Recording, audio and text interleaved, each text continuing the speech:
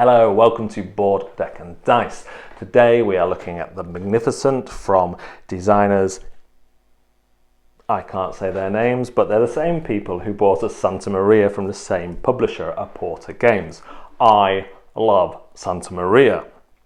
And so I put trust in these designers and Aporta Games to deliver me a similar game of wonderment and enjoyment, and the Magnificent certainly has an interesting theme. Will it be the Magnificent or the Magnificent? Let's find out. Hello, welcome to Board, Deck and Dice. We're just going to do a brief overview of the Magnificent, and most of that is going to be done through looking at the player board. There is a big old board that keeps score that has the travel tracks, and that has some other bits and pieces on it. But the main bits of the game boil down to this player board and ultimately a kind of patchwork-esque thing on it. So the way to score points in the game is to put on successful shows. That is the best way to score points, and you can also score points at the end of the round from one of your cards at the bottom here. So to score points from this one, I will score 9 points per purples and greens that I have in my camp here. And when I get those, I simply would build them. So I need one of these, build that, I'd get an extra assistant and a diamond there. I'd need a green square, so I might put that there, and then I need one of these, so I'll put that there. And these are like your camps, your tents that people can go around and get entertained by. You have a place to store diamonds, which can be used in various ways. You have these little extra things that you can earn, which you can activate with assistance at any time on your go. But most of the stuff is coming through your use as dice. So depending on the game, you will roll a certain amount of dice and then you'll draft them. And what you're looking for is to get your power as high as possible to make these moves more effective. So you can build, you can travel, or you can put on a show. So, and the amount of shows you can put on is on the track on the board. That's the only one that's really on the board. Well, the travel is as well. So let's just show you those if I can fit it in. So here we have the show board, and it goes all the way up. So if you use a dice of 14 strength, which I'll explain how you do, you can put on 4 shows. So you can complete 4 cards, which is obviously going to score you points. The travelling one is how far round you will move on either the purple, the green, or the orange travelling one. And generally you'll collect stuff off there. Some stuff you need to land on to actually get it. So let's say I take this purple die here and I place it on one of my cards, and that gives me a power.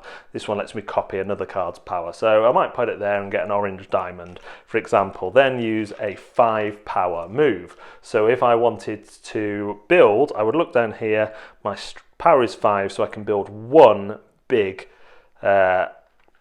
piece. So I'd take a big piece and I'd build it somewhere on the map. Of course, if I got 7, I could build 2 small pieces. Why might you want to do small pieces over big pieces? Well, it's not just about filling the map, although you do get points for filling in each grid. It's about achieving these posters, remember. So I've got 5 power in purple. Let's say next go I decide to draft a clear dice. Clear can be added onto any of the colours you've done before. Well, I'm going to put it here and I want to build again. I'm going to make that a 10. I've got a +1 there, and I'm going to spend a gem to make it +2. That's one of the ways the gem can be used, +2. So actually, I'm not going to use that. I could, yeah, well, so it's 13 now. So I could put 2 big ones on if I do that, or I could travel more, or I could put on the equivalent amount of shows for 13. When you put on a show, you must have a tent underneath, and when you place a tent, which you get from traveling, you'll get the reward underneath. So this one will get me extra money, this one would get me extra money, this one would get me extra points. Then next go I use another purple. So now I've used the white, I can't use it again retrospectively. So this would just be strength 7, but this lets me flip it. So I've now got strength 10 and so on and so forth. So let's say I end up with something like this. At the end of my turn, I must pay wages to the dice that I've used in the most of one colour, and I always pay for the clear ones. So I'm going to be paying 15 coins here. Bit stupid to use that one with 2 5s, but it's just an example. Then I will select one of these to discard for points. So if I got rid of that one, I get 3 points per tent, so I could get 9 points there from tents. You will do this just four or 5 times. I think it's 4 rounds. I cannot remember.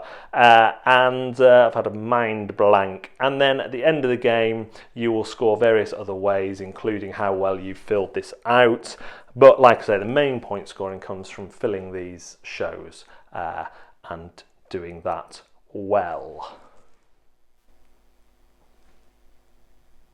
Man, I was super excited for this game. Even played it solo the first time and thought, this could be really interesting, but it just didn't grab me the way Santa Maria did. And I like the theme better on this one, but from playing it, it all boils down to this filling this thing out and using that to score posters. And why have I got another Tetrisy game that's attempting to add some more depth to the Tetrisy thing but not really doing it? You know, I've got Feast for Odin for that, which works a lot better than this. And although I didn't hate this game, I just felt a bit about it. There's so much I love about it though. I love this system of the dice power and increasing the power for the same colour dice you use, and that would really fit well in a theme with of fuel or coal or solar power or collecting power and building power. I tell you where it doesn't work, in a game about a circus. And it just makes me feel like this theme was just put on to be different. Like, oh, no one's done a circus theme, let's do it, and let's do it really dark. The travelling with your little thing, that's something circus do, but it just feels so, you're just going around a circle, you know, and there's no interest there. There's no travelling to drum up the audiences. What if you drummed up the audiences to add power to it? What if you had to get acts and your acts represented these bonus actions you could do? It just feels a bit half-arsed, if I'm honest. And although there are mechanics I like individually, I like this as a game. I don't like it in this game, but I like Barron Park, I like Planet Unknown, which is a Kickstarter I looked at. I love these idea of these cards which you activate first of all, and then you're going to choose one for scoring, and it's which one do you get rid of and which ones do you keep, and which ones would be best to score now and which ones would be best to score at the end. I love that, and I love the dice power thing, but altogether, well, I like custard. I like beef. I don't like beef and custard together. And that's how I come away feeling from the Magnificent, which really, really annoys me and makes me wonder if there's something wrong with me. Because there are definite things I like here, but the overall effect is just a bit meh. And it's almost hard to explain. There's not much player interaction as well, which I accept in some games. Racing for these isn't really a factor because your power can be manipulated easy enough to achieve some of these. So racing for the power on those isn't so bad. It just feels all a bit unnecessary to me. Like, I would like to see the dice and these cards used in another game with another theme. The rest of it, I was just like, meh. And I know this isn't a very eloquent critique or is not really explaining anything other than how I felt playing the game, but maybe that's all I can give you in this situation. I went from being, and maybe it's something to do with my expectations. I expected I was so blown away by Santa Maria, not knowing much about it, playing it, loving it, that maybe my expectations got too high for this game. But it certainly looked the part. Well, I mean, it is very dark. I don't mind the art style, but again, it kind of feels like you could have gone for a very bright circus theme, and still had some stylistic stuff in there. But yeah, I'm not going to. But these being tents and that being your kind of fairground, it feels more like a fairground. Maybe that would have been a better theme if you're going to go for this route. But yeah, I think ultimately this is what I feel. This dice mechanic and this card mechanic is wasted on the rest of the game. And if we could take this out and put it into a game where it actually makes sense and there's a bit of interaction and there's competition for the crowds, because we're all running competing circuses and the power level is to do with the acts that we're getting in that increase our power level, not necessarily just something as abstract as selecting a dice with a high number. Maybe you can't select the dice with a high number until you've got the acts. And damn it, I'm designing your game for you, and that's the problem, isn't it? That is the problem, that I play this and I want other things when I play it, and I start going, well, what about this? What about this? What about this? And I do that in games I like, but that's kind of minor things to improve the problem, not to improve the game, not for my taste, not to make the game so it's in a fun, playable state for me. So that's where we end up with the Magnificent. Downhearted, disappointed. Let's go through my pillars of reviewing. Rulebook. Rulebook's fine, actually. Rulebook's fine. Fun. I had elements of fun in this, I had bits of fun playing this, but the more times I played it and the more times I took myself through it, the juxtaposition between the dice and the cards and the rest of the game just became more and more apparent. And the punishing nature of paying for your dice, I don't mind paying for your dice. Crystal Palace came out recently where you set the dice to what you want and then you pay it.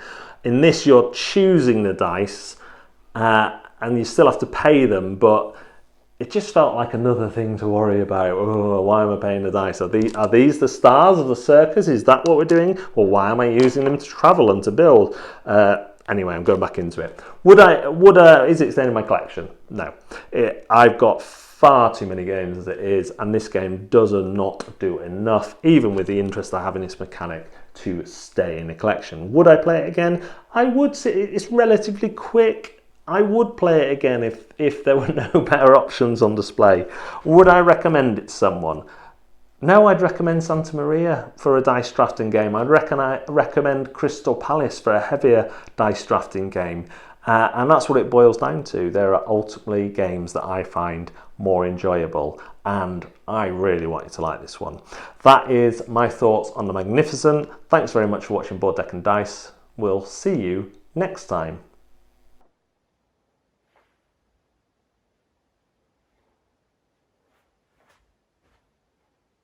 I quite like this one.